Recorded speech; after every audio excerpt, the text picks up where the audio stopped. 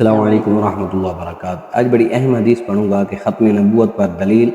پھر اس کے بعد میرے آقا نے فرمایا کثیر تعداد میں میرے بعد خلفاء ہوں گے اور میں آخری نبی ہوں، میرے بعد کوئی نبی نہیں ہوگا۔ یہ حدیث سماعت فرمائیں۔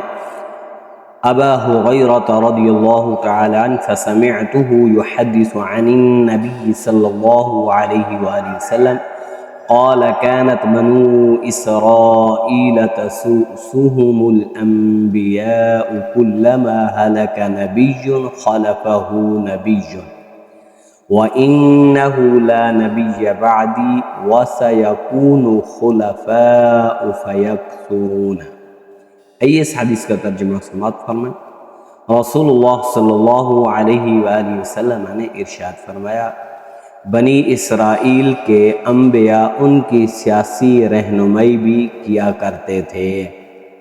جب بھی ان کا کوئی نبی دنیا سے تشریف لے جاتا تو اس کی جگہ دوسرے نبی کی تشریف آوری ہوتی، یعنی وہ سیاست بھی کیا کرتے تھے۔ یہ سیاست جو ہے یہ نبیوں کا شیوہ ہے، لیکن آج کل ان کا نا سیاست اور چیز ہے، دین اور چیز ہے۔ اگر سیاست اور دین ملا دیا جائے تو حقیقت میں یہی سیاست ہوتی ہے۔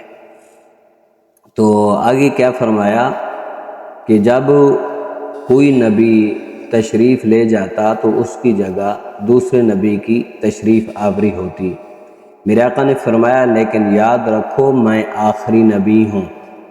حضور علیہ السلام آخری نبی ہیں، قیامت تک کوئی نبی نہیں آئے گا۔ آگے فرمایا میرے بعد کوئی نبی نہیں آئے گا، ہاں میرے بعد کثیر خلفاء ہوں گے۔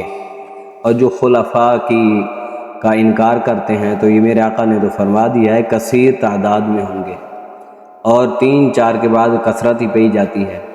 تو اس لیے ہمیں چاہیے اس حدیث پر عمل کرتے ہوئے حضور علیہ السلام کو آخری نبی مانیں، اور پھر اس کے بعد جو خلفاء راشدین ہیں، حضرت ابوبکر صدیق رضی اللہ تعالیٰ عنہ پہلے خلیفہ ہیں، حضرت عمر فاروق رضی اللہ تعالیٰ عنہ دوسرے خلیفہ ہیں، حضرت عثمان غنی رضی اللہ تعالیٰ عنہ تیسرے خلیفہ ہیں، حضرت علی المرتضیٰ شیر خدا رضی اللہ تعالیٰ عنہ چوتھے خلیفہ ہیں۔